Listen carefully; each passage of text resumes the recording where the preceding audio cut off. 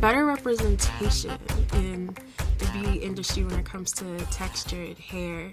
I feel like one thing that would have to start is all textures. Yes. I feel like we just definitely don't get to see all textures represented, whether it's in beauty campaigns, whether, you know, it's a ad, new products are coming out. And I feel like now a lot of brands are like, hey, we have stuff for curls. Right. But I'm like, you know, curls come in all different shapes, all different sizes, all different, you know, lengths. And that's the other one, is where, like, aside from just texture, like, I want to see a little bit more different variation in length. Just because, you know, your curls are a little closer to your scalp doesn't mean that's not necessarily, you know, part of representation. Or if it's a little bit longer, or if it's, you know, shoulder length. You know, I think a lot of the average person that's like a consumer isn't necessarily the one that's always represented in the campaign, but they're the target. So it's like, you know, you want to see yourself in the individuals using the products. So I think that's definitely like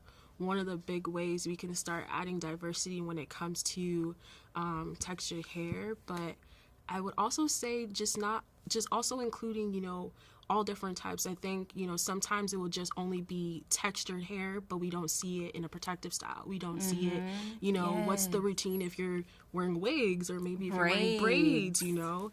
And it's always like, embrace your curls. And it's like, yes, but sometimes, you know, I like to give my curls a break. What does that look like? Or, you know, I second that. What does it look like under a wig? Like, just because it's not like I'm hiding it. It's just, we just taking a break. Yes. She's on chill mode. Yes. So. I agree. I would love to see just more representation of protective styles, because like you were saying in your interview, like I did a lot of protective styles just to grow my hair out, leaving my hair alone. That's how I was able to get to mid-back length when I had longer hair. Yeah. And also, you know, you reach these points in your journey where you're just tired and you are like, I'm about to cut it. Yes. I'm about to cut it.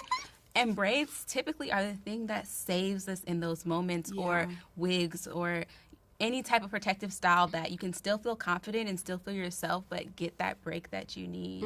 So I definitely agree with you there, just in showing more representation of braids, of these styles, protective styles, and also providing that educational piece, like how do you take care of it? Yeah, I think because even in the workplace, I feel like when it comes to the workplace, we always have to choose, like, okay, well, how are we going to wear our hair this type of way? I would preferably want it in a protective style. So a lot of the times, you know, we'll go ahead and we'll choose something that's a little bit more protective style that I guess everyone can kind of feel comfortable with us wearing. But it's like, I feel like if people show like, oh, you can wear your hair in braids like this isn't it's still corporate. It's still okay. Yeah, this isn't like unprofessional. Yeah. I feel like that would also be like a wonderful way to have a bit more diversity, because I would love to wear my headscarves to work without it necessarily being like she's not dressed. Yeah, you know. So I think agree. just being shown that, even if it's on a campaign scale, I feel like that's like where we can definitely start. Yeah, and I also think another really good thing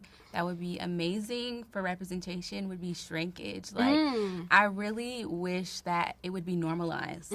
I know a lot of brands are creating really innovative things by coming out with anti-shrinkage stuff, but I really feel like shrinkage is a beautiful aspect of hair health, okay? When your hair shrinks, that too. Yeah. But when your hair is shrinking, it just means it's healthy. Yes. So just making that normal, saying, hey, it's okay for your hair to be this long. And then but look, because even when my hair was at its longest, when I washed it, it still looked like a teeny weeny afro. Yeah. No matter what. If I didn't put products in it, my hair is just going to shrink to right here. That's where my hair lives. And then you pull it and you're like, oh, shoot, what is that? When, you know, people see you for like the first time, sometimes if you wear your hair out for the first time, then everyone's like, what happened to your hair? Yeah, and you like, cut your hair? What happened? Like, this is how she came out the This is box.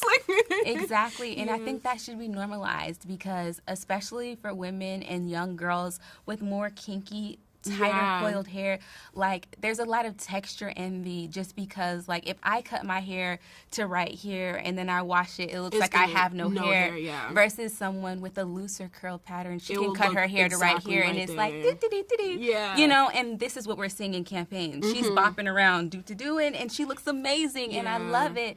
But now I'm like, I can't do that. I definitely cannot do that. So can we have both? Yes. And can we show our mixed girls? Like my niece is mixed and she loves my daughter's hair. Oh my gosh, she loves the beads. And, and when she comes to visit Auntie, I hook her up with the beads. But I'm like, she should see little girls too with her hair texture. I mean, they could have beads if they want to, but she should see herself and not feel like she has to envy my texture or my daughter's textures. Just allowing everybody to feel like they have a space and like they belong, because textured hair is multifaceted. It is so unique, and it's all beautiful, and it all should have a space being shown as beautiful and glorified.